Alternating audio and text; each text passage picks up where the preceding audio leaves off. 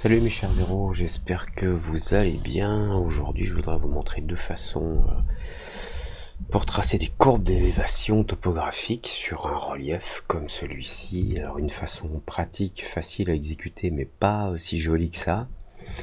Parce que vous voyez par exemple ces aplats là où on a des élévations qui sont les mêmes.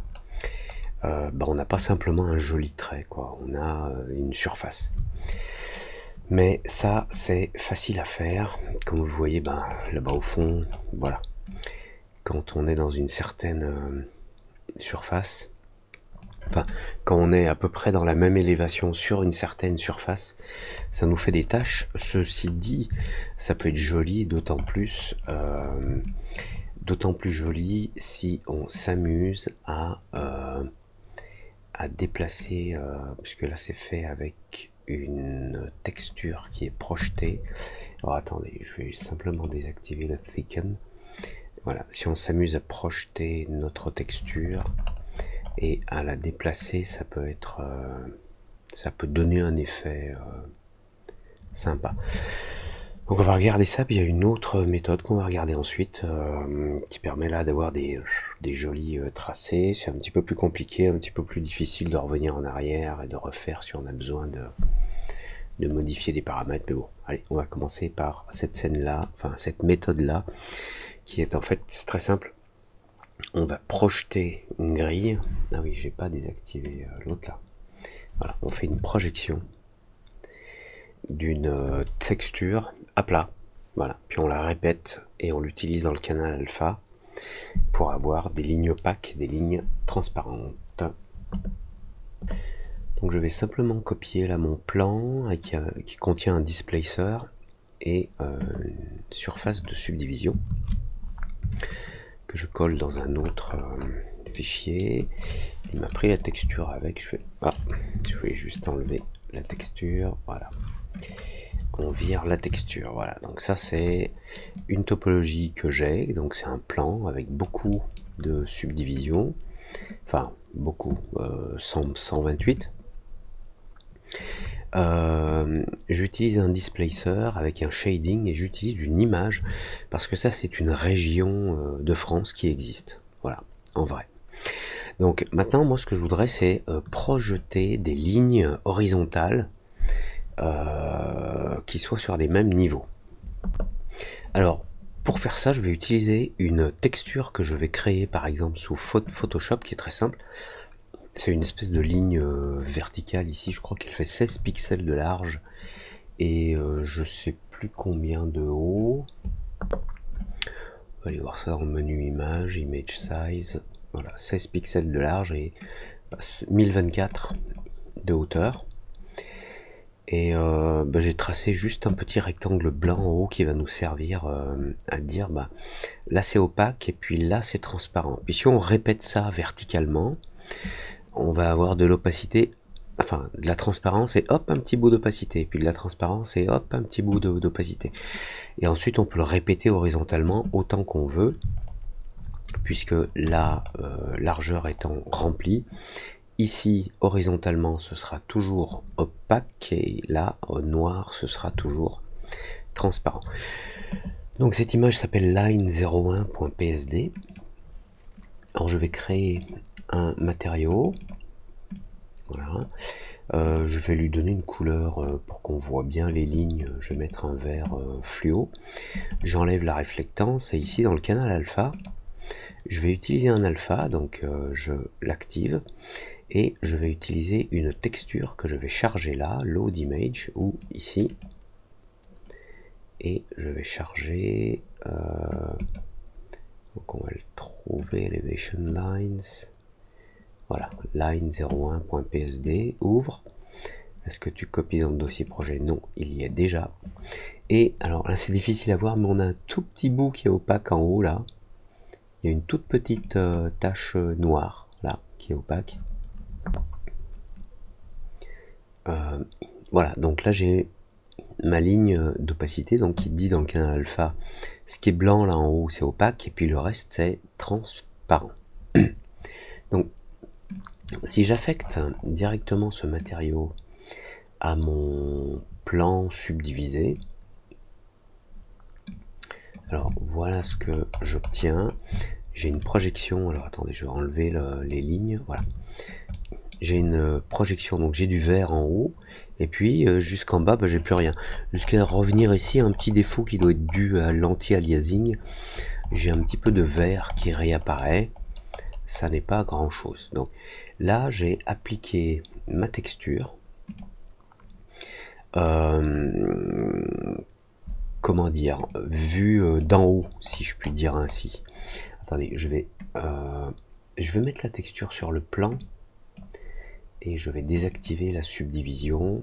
Voilà, comme ça on voit mieux ce qui se passe. Hein. Vous voyez que là c'est transparent et là c'est opaque et vert. Alors moi je voudrais ça, mais pas dans la direction du Z là en bleu. Je voudrais ça dans la direction du Y. Donc il va falloir que j'utilise un autre type de projection. Donc je reviens ici sur mon plan, dans le tag du matériau que j'ai ajouté. Je veux pas que le matériau soit projeté sur les surfaces, enfin les faces UV-W. Je veux qu'il soit projeté d'une façon, alors on peut utiliser flat ou frontal, mais pour que ce soit plus facile à comprendre, on va utiliser une projection flat, une projection à plat. Donc je projette mon matériau à plat sur mon objet, et là je ne vois rien. Alors si je passe ici là en haut dans le mode texture, voilà en fait le système, la base de projection de la texture que j'utilise. Elle est projetée dans le sens là de cette ligne bleue, elle est projetée vers la profondeur en Z. Ce qui fait que si je modifie l'échelle de projection, voilà. Si je change l'échelle de cette projection, je vais le déplacer, je vais le mettre devant, ça ne changera rien, mais on verra un petit peu mieux. Voilà. Si je le mets devant, ce qui est en haut de cette zone qui contient la texture, c'est vert. Et vous voyez que si je monte, eh ben, ça me remplit des zones en vert sur une certaine hauteur. Voilà. Et puis il le répète, il le répète, il le répète. Alors, s'il le répète, même s'il ne le fait qu'une fois, c'est d'abord à cause de la taille, donc je vais pouvoir, avec, ici hein, on est en mode édition des textures. Si je réduis l'échelle, voilà, si je réduis suffisamment, on projette suffisamment de fois ce que l'on veut obtenir. Et le résultat c'est ça, et on peut faire un rendu express. Je vérifie juste, je me mets dans standard, rendu, voilà, le rendu c'est ça. Si les lignes sont trop serrées, ben j'ai plus qu'à changer l'échelle de la projection, voilà. Et si je veux voir le matériau en dessous, alors j'aurais pu soit dans mon image Photoshop ici noir et blanc, soit utiliser par exemple pas un noir mais un gris ici en dessous, ce qui aurait donné un petit peu d'opacité, mais on peut le faire d'une autre façon ici, c'est simplement d'ailleurs tiens, si je subdivise, est-ce que c'est plus joli? Oui, c'est de dupliquer cet ensemble, donc là je l'ai deux fois. Je vais créer un autre matériau qui va être comme ça un petit peu gris, verdâtre, mais un petit peu sombre, que je mets dans ce nouvel objet là. Et là j'ai mes deux objets qui se superposent. Alors si je fais un rendu, il se peut que ça soit pas super top, vous voyez. On a du mal à voir le plus sombre, alors je vais le rendre un peu plus clair. Alors je vais prendre une autre couleur pour que ce soit plus visible, mais ça se mélange un peu, j'ai du mal à voir, parce qu'en fait les deux plans subdivisés se trouvent au même endroit, donc il y a des endroits où ils coïncident, et il y a des endroits où il prend l'un a la priorité sur l'autre, et si l'un a de l'alpha, ben l'autre on le voit plus. Alors ce qu'on peut faire, c'est donner une espèce d'épaisseur à celui qui contient les lignes. Donc celui qui contient les lignes, c'est celui d'en haut. Donc je vais utiliser ici un thicken. Je vais le mettre à l'intérieur. Je vais désactiver pour l'instant le deuxième. pour voir ce qui se passe. Voilà. Donc là, j'ai donné une épaisseur un peu trop grande, hein, et de 10, on va descendre à 1 cm. Voilà. Là, on a une épaisseur de 1 cm. On peut essayer de voir, par exemple, au bord ici. Voilà, voilà. Vu comme ça, je pense qu'on voit bien. On a une épaisseur de 1 cm. Alors, je vais mettre en mode Advanced pour que la création du module d'épaisseur soit plus correcte. Ok. Donc là, à partir du centre qui existait avant, vous allez voir si je diminue par exemple l'épaisseur à 0,2, on va attendre, voilà. À partir de l'existence du plan, il me crée une épaisseur de 1 cm d'un côté et 1 cm de l'autre. Et si je réactive mon autre plan, voilà, on voit la petite distance qu'il y a entre ma ligne verte et le plan original qui est un peu rougeâtre ici. On a une certaine distance et on a cette même ligne en dessous. Bah tiens, on le voit bien ici, je pense. Voilà. On a cette ligne verte qui fait le contour. Voilà. Et ce qui se passe ici, c'est qu'on n'a pas besoin des lignes vertes qui se trouvent à l'intérieur. On n'a même pas besoin d'une distance de 0,2. On va prendre 0,1, ça devrait suffire. Voilà, même en dessous, hein, 0,05. Voilà, une toute petite épaisseur. Et la ligne qui est en dessous, je n'en ai pas besoin. Alors, pour ne pas utiliser la ligne en dessous, c'est soit le Start Cap, soit le End Cap. Alors, je suppose que c'est le Start ici, je le désactive. Voilà. Dans mon Thicken, le Start Cap, donc il commençait en dessous, et le End, il finit au-dessus. Donc j'ai le tracé d'épaisseur au-dessus, mais à l'intérieur, je n'ai pas de double. Voilà. Et donc là, maintenant, j'ai deux plans superposés, avec une légère distance qui est vraiment très très faible, hein, enfin, on le voit ici, hein. C'est 0,1 cm, 0,05 même. Alors si c'est trop, vous descendez à 0,02. Entrez, voilà. Comme ça, ça colle bien au truc. Et maintenant, bah, on peut faire un rendu, voilà, et avoir nos lignes de topologie avec, je vous le répète, c'est bizarre, enfin c'est pas bizarre, c'est normal. Ma ligne à l'origine, quand je la projette sur le côté, elle a une certaine épaisseur. Donc tout ce qui rentre dans l'épaisseur de cette ligne va être coloré. Donc si vous avez une ligne qui est pas sur un endroit qui est plan, comme là, eh bien vous allez avoir de la couleur ici, et vous allez avoir ce remplissage, on va dire. Alors, il y a un côté esthétique aussi, hein, c'est-à-dire que c'est fonctionnel, il n'y a pas de problème à utiliser ça. Et ce qui est sympa en plus, c'est qu'on peut déplacer ici, donc en mode texture, ici Z, voilà, la texture elle est là. Vous pouvez la déplacer verticalement, si j'y arrive. Alors j'ai un petit peu du mal, mais ça c'est à cause du Thicken, parce qu'il prend du temps à rafraîchir, mais vous voyez, je peux déplacer. Et dans les paramètres de la texture ici, vous pouvez utiliser des variances sur le... Alors ici, ça va être le length V. Alors, voilà, on voit notre petit objet ici qui montre comment on projette la texture. Si je l'agrandis, pardon, en hauteur, on va avoir moins de lignes, mais des lignes plus épaisses. Voilà, jusqu'à ce qu'elles deviennent très épaisses. Voilà. Donc vous avez cette méthode là, vous avez la méthode, alors attendez, je me remets, je vais y arriver, 100%. Alors le nombre de tiles, voilà, vous pouvez répéter aussi sur le nombre de tiles. En fait c'est la même fonction que le length V. Et ici vous pouvez limiter le nombre de répétitions que vous voulez d'un côté ou de l'autre. Donc là il va falloir déplacer la texture pour que mes lignes vertes apparaissent là où enfin à partir d'un certain endroit. Donc si vous laissez les répétitions à 0 et que le tiles est activé, ici, ça vous le répète comme les carreaux de la salle de bain. Et donc vous pouvez déplacer vos lignes.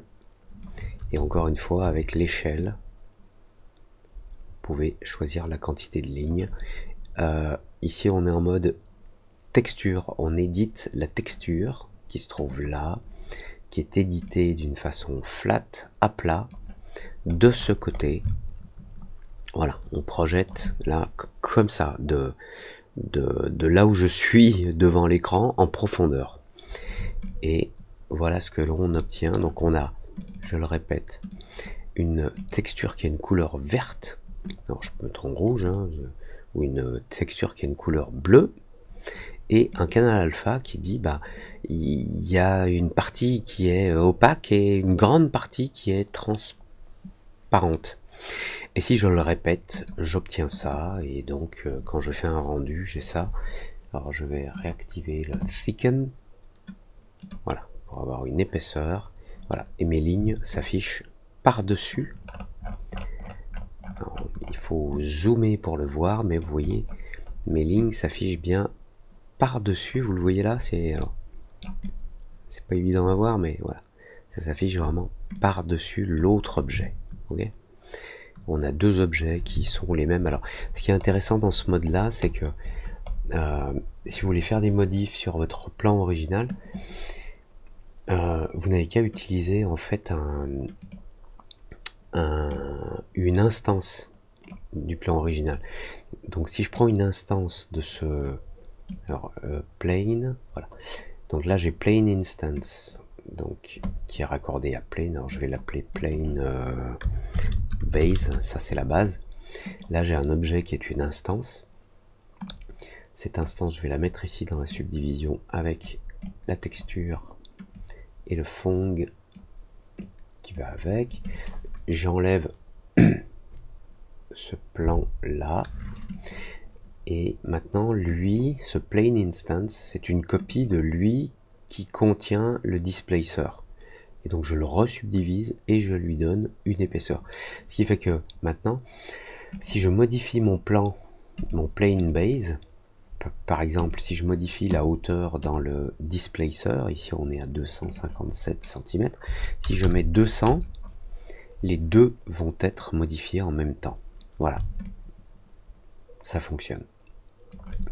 Donc ça c'était la première méthode, qui est pas une mauvaise méthode, mais le résultat est pas forcément super top d'un point de vue esthétique, parce qu'on n'a pas des jolis traits bien fins.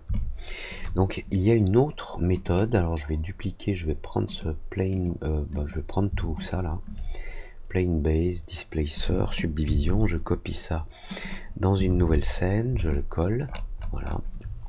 Je vais enlever le matériau ici, le matériau là, ok. Comme ça on part d'un nouvel objet. Alors quand je dis il y a une deuxième méthode, il y en a aussi une troisième, une quatrième, une 25e. Il en existe un tas. On peut aussi utiliser un Voronoi fracture, enfin bref. Mais il y a une deuxième méthode que j'aime bien, qui consiste à couper notre plan pour obtenir des lignes très précises. Comme ça, on n'a pas le défaut que l'on a sur notre autre scène, là où on a des zones où les lignes sont plutôt épaisses, on va dire. Donc cette autre méthode, cette deuxième méthode, et je le répète, il y en a 25 au moins, elle consiste à découper notre plan pour obtenir des lignes. Donc on va partir de notre objet. Est-ce qu'on part de l'objet subdivisé ou pas? Oui, on va partir de l'objet subdivisé. Je vais le sélectionner et je vais en créer une copie éditable, current state to object, et le voilà apparaître là en bas. Donc je désactive le premier, et là on a uniquement celui-ci. Donc là on a un maillage, on a un objet éditable, et on va justement alors jouer, si je puis me permettre ce terme, on va jouer à le découper avec alors on passe en mode par exemple face, et avec l'outil plane cut on va découper notre objet sur un plan. Alors, si je me mets en mode de perspective, je peux faire une découpe, comme ça je clique, je laisse le bouton enfoncé, puis je dis bah, coupe sur ce plan-là. Et le résultat, ben, vous voyez, c'est une ligne qui est apparue là et qui suit parfaitement les contours. Alors, moi je veux quelque chose d'un petit peu plus complexe, et ce qui est intéressant, c'est que quand on est dans le mode Plane Cut, on a des outils là. Et donc, sur le mode de plan, au lieu de free, c'est-à-dire c'est moi qui trace à la main où est-ce que je coupe, par exemple de là à là, je vais annuler. Je veux pas un free cut, moi je veux un world cut. Je vais faire une coupe par rapport aux coordonnées globales de la scène. Et ici on est en mode XY. Donc il découpe, vous voyez, sur donc Y le vertical et X là-bas la flèche rouge. Mais moi je voudrais couper des lignes horizontales, donc on va se mettre en mode XZ, voilà, ça y est. Et là on commence à voir apparaître donc nos lignes d'élévation qui sont uniquement des lignes. Et pour l'instant, alors je peux couper à la main plein de lignes et les récupérer ensuite, mais on a un outil qui est génial, c'est le nombre de cuts que l'on veut. Par exemple, je peux lui dire je veux 10 découpes et indiquer une séparation de 1 cm entre chacune. Alors malheureusement j'ai pas vérifié l'échelle de ma scène, donc j'avoue que je sais pas trop.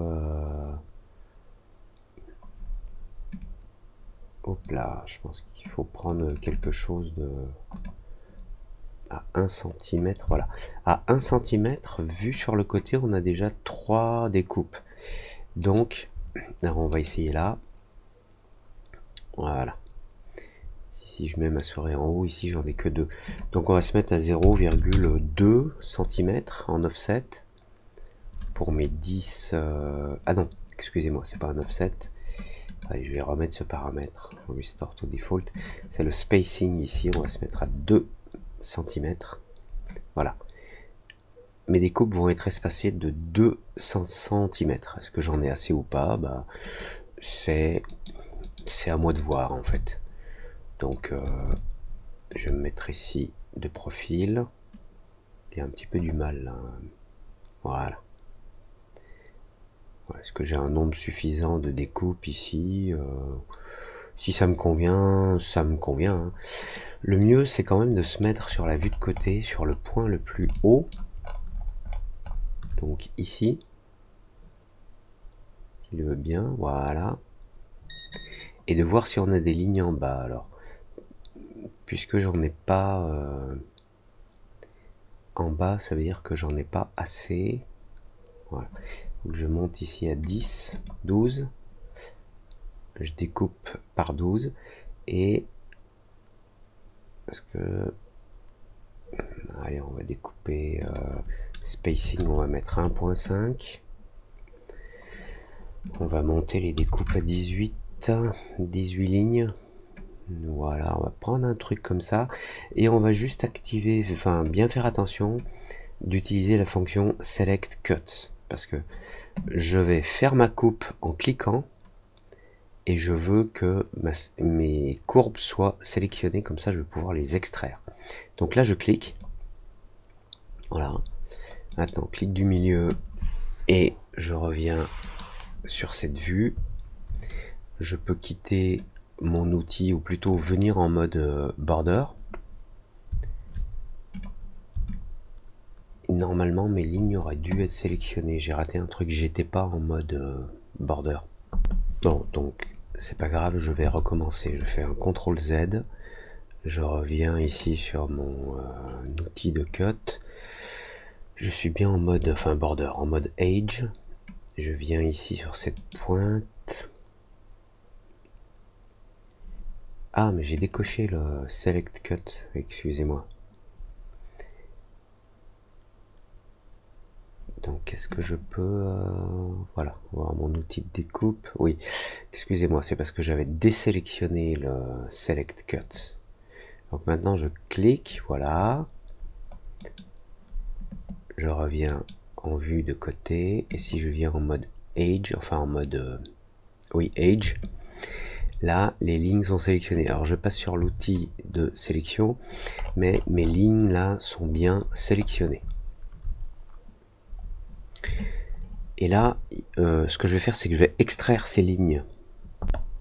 Alors, pour faire ça, quand on est en mode Age, et que les Age qui nous intéressent sont sélectionnés, il suffit de faire un clic droit, et d'aller utiliser le Age to Spline, dans la section Convert. Voilà, et maintenant, si j'ouvre mon objet, j'ai mes splines ici. Alors ces splines, je peux les sortir. Donc j'ai mon objet principal, voilà, et j'ai mes splines. Donc, alors, il reste un truc un peu space, c'est que j'ai conservé quand même les splines. Attendez, je vais désactiver les splines que j'ai exportés, que j'ai extraites, juste pour vous montrer que dans mon objet original, j'ai toujours les splines en question. Elles sont encore là, hein. Alors je peux les enlever ou pas à ma guise. Pour le coup, c'est pas la peine. Et donc si je réactive maintenant donc mes splines ici, donc si je désactive l'autre dans la vue, voilà, j'ai mes courbes de niveau, et là ce sont uniquement des splines. Donc maintenant je vais pouvoir faire des tracés qui sont relativement fins, on va dire. Donc je prends ma surface originale. Alors tiens, je vais mettre un matériau basique, un petit peu plus sombre, et sur mes autres splines ici, enfin sur mes splines, je vais utiliser un shader R pour tracer uniquement les traits. Alors pour ça, je vais aller sur le petit plus là, New R Material, je l'applique à mes splines. Je vais l'éditer, parce que je veux pas que ce soit marronasse là, je voudrais que ce soit, je sais pas, je voudrais que ce soit vert fluo. Voilà. Et maintenant j'applique ça sur mon, donc oui c'est déjà fait, sur mes splines. Alors si je reviens en mode objet, vous allez voir, quand je sélectionne mes splines, ah non je les vois pas, ouais. Dommage qu'on les voit pas à travers l'autre objet, mais vu que ça coïncide, alors ce qui est bien, c'est qu'on peut juste soulever un tout petit peu nos splines, voilà, qu'elles viennent un tout petit peu au-dessus. Et maintenant, si on fait un rendu, voilà. Alors, pour régler l'épaisseur, on va dans notre matériau et on va dans Thickness. Et dans Thickness, on va lui dire 0.1 à 0.1 du début à la fin de chaque spline. Et si je refais un rendu, voilà, j'ai quelque chose de plus fin. Et surtout, ce qui est intéressant comme ça, c'est qu'on a une épaisseur qui est vraiment constante. Voilà. Et ça, c'est plutôt sympa. Alors, la texture qui est en dessous, là, qui est trop brillante, est relativement désagréable. Voilà. Voilà. Donc, là, on a créé des lignes. Alors, encore une fois, ce qui est bien, c'est que les lignes, quelle que soit la distance, on va dire, elles font toutes la même épaisseur. Et ça, c'est pratique pour le rendu. C'est d'autant plus pratique que vous allez avoir le même effet. Alors vous pouvez vous amuser aussi, hein, voilà, à les écarter un petit peu plus. Ça va peut-être même créer une ombre, je sais pas. Ouais. Enfin bref. Voilà, donc ça c'est l'autre méthode. Le problème c'est que si vous vous rendez compte que vous en vouliez plus, eh bien il va falloir refaire le boulot. Donc c'est pour ça que c'est bien quand vous faites, si vous faites une extraction de lignes qui ont été, de splines qui ont été coupées sur le plan horizontal de votre objet. Quand vous revenez dans le mode édition de line, puisqu'elles sont sélectionnées, pensez à les supprimer. CTRL backspace. Ça devrait le faire, oui. Celle qu'on voit, c'est l'autre. Voilà.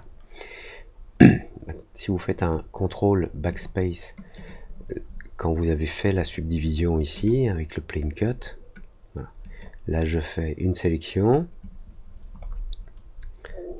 Je dézoome un peu.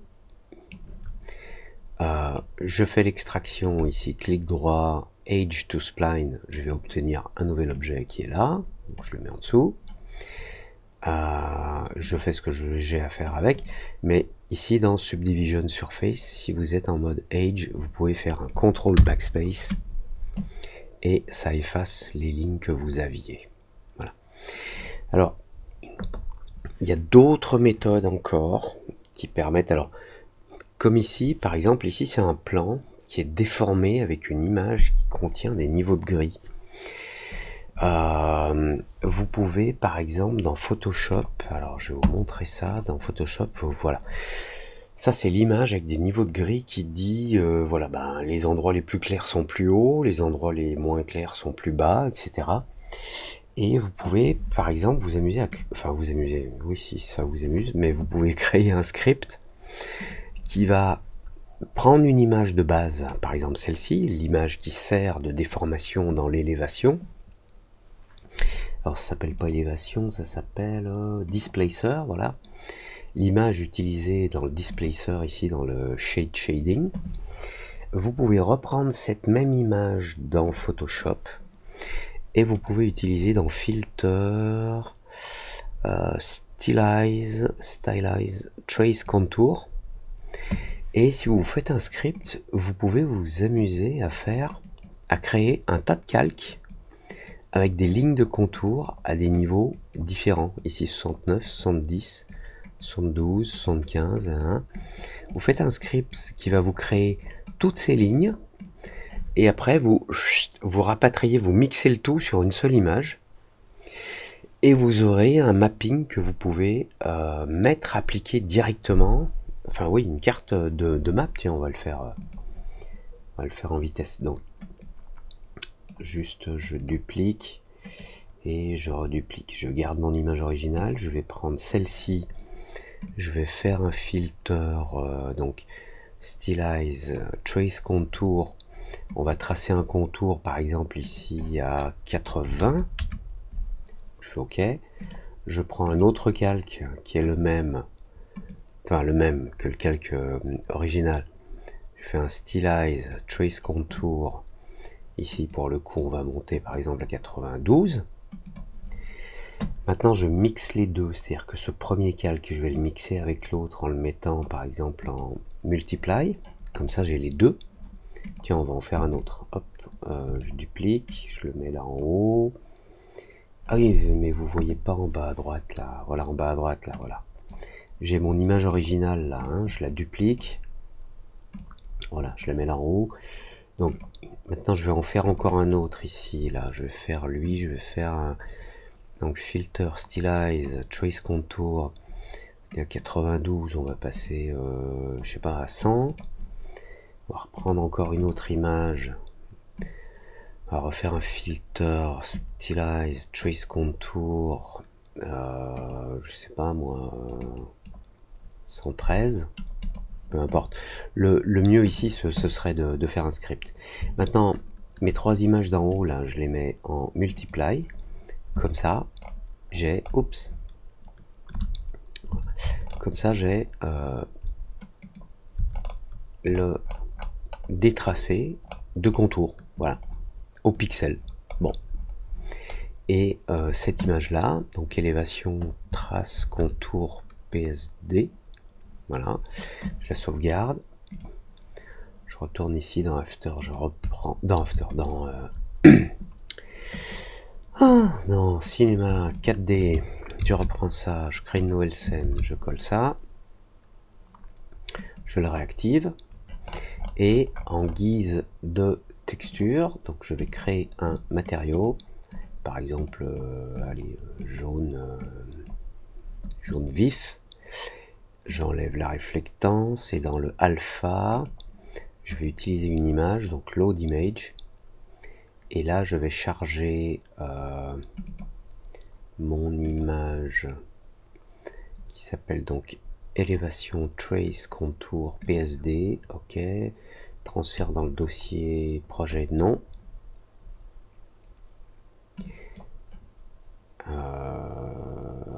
Noir et blanc, blanc et noir. Peut-être qu'il faut que, ouais, que je l'inverse. Voilà, je l'inverse. Maintenant, je l'applique à ma surface subdivisée et voilà. Et j'ai bien mes lignes qui sont là où il faut. On peut faire un rendu. On peut faire un... Ah oui. Attendez, je dois être dans Octane. Ok. Standard. Hop. Un rendu express. Et voilà. Après, suivant la qualité de l'image que vous allez utiliser, suivant le nombre de découpes de niveaux que vous allez faire, vous obtiendrez cette image que vous allez pouvoir appliquer par-dessus un autre objet qui lui sera par exemple plein. Donc mes subdivisions, je vais juste les remonter d'un pixel et oui, c'est difficile à voir, il me faudrait un matériau sombre là sur celui d'en dessous et voilà. Bien, comme je vous le disais, il y a plein de façons de faire ça. Attendez, on en est où? On est à 36 minutes. Allez, on va se faire un petit Voronoi splitter express. Alors je reprends Subdivision Surface avec le displacer. Je copie, je colle dans une nouvelle scène. On a ça. Maintenant je vais venir sur le côté et je vais trouver le point le plus haut, c'est là apparemment, ok. Je vais tracer vite fait une ligne avec le Snap Tool ici sur la grille, grid, ouais. Sur la grille, voilà. Je prends mon outil de tracer, je vais tracer une ligne de là à là. Escape, là j'ai une ligne.